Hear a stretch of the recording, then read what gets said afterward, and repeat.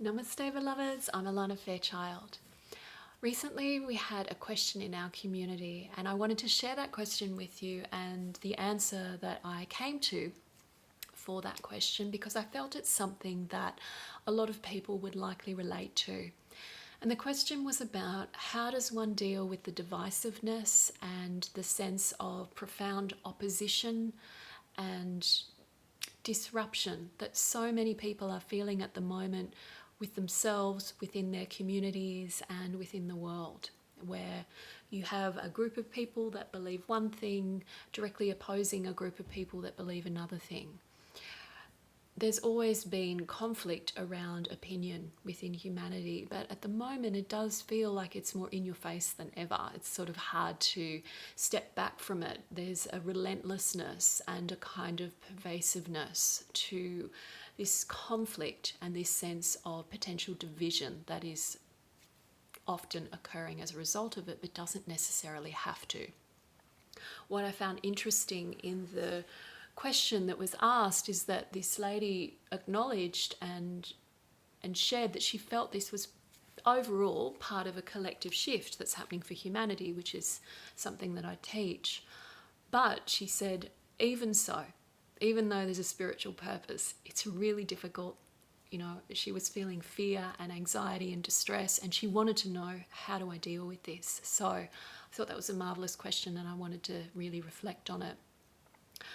Later that evening, as I was reflecting on the question and how to respond, I tuned into the feeling of this tremendous sadness at what's happening with humanity, a fatigue, a tiredness at this deep, deep level, and this feeling of the suffering and the pain and the anger and aggression and violence that is really just an acting out of fear.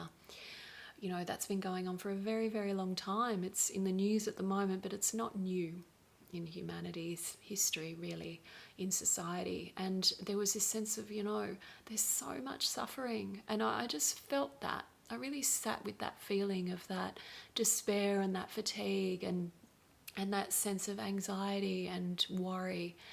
And I said to Spirit, to the universe, as I do, I said, there's so much suffering, there's so much pain. And the response that came to me really touched my heart. And the response was, there's so much courage. And I felt that, even feeling it now, when that came through, I just had this sense of the mystery and the strangeness of life and the human soul journey.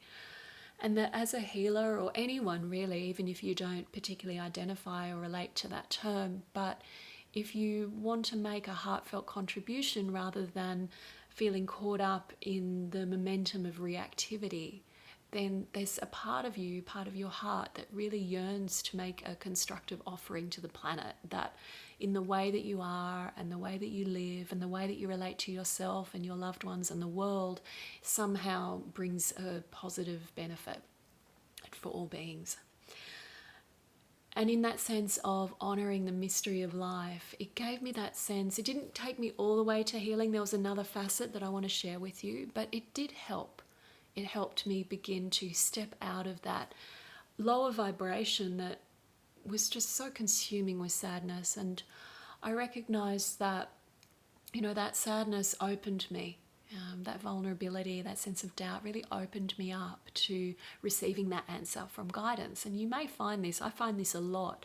The more that I'm in the darkness of my struggle, the brighter the light is and the grace that comes through in response. It's kind of commensurate in a way. It's sort of that flip side, that beautiful paradox that the more you're in that wound, the more you actually are being honest and authentic about how you feel. But keeping open in mind and heart, the more you actually allow Spirit to help guide you and heal you.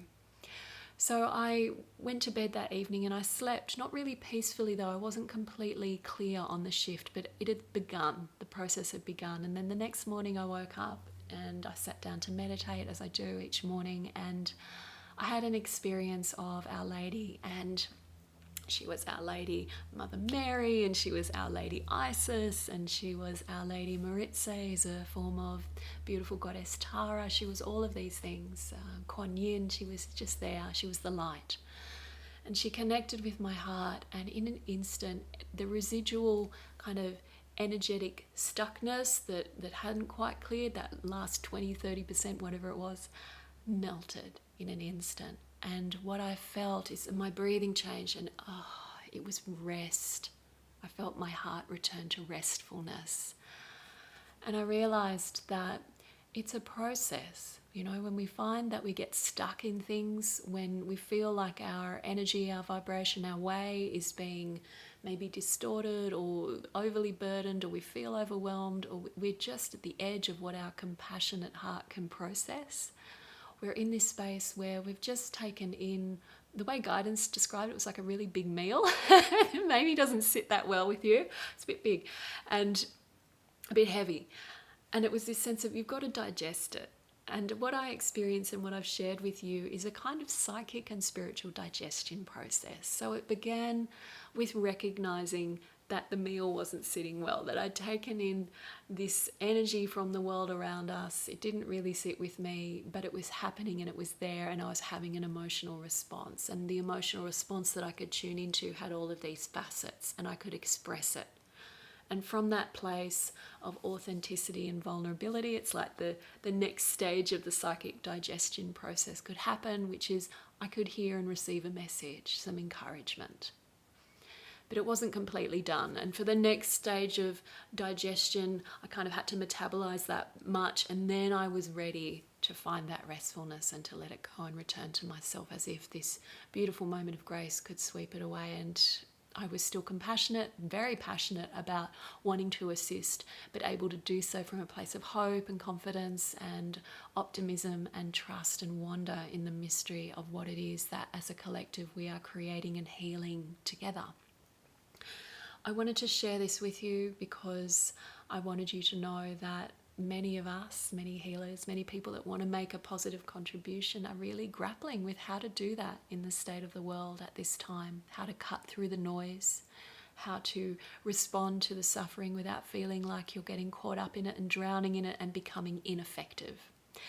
And what really occurred to me through this process was how important it is to rest and digest, not just physically for your physical well-being, but emotionally and mentally for your soul's well-being, that you take a bit of that time. And the way that you do that may differ, but I thought if I shared the way that worked for me, talking to the universe like I was talking to my best friend, being able to sit down and meditate and open my heart and see what happens, those things are the tools that work for me, and they may help you.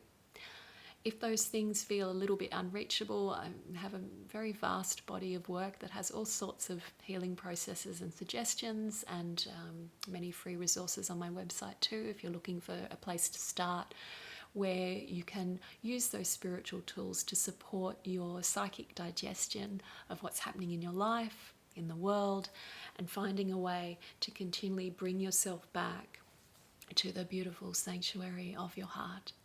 May your heart be blessed. May you know that you're loved, and may you feel hope and all of the guidance and encouragement that you need to take your beautiful, unique life path journey. So much love from my heart to yours. Namaste.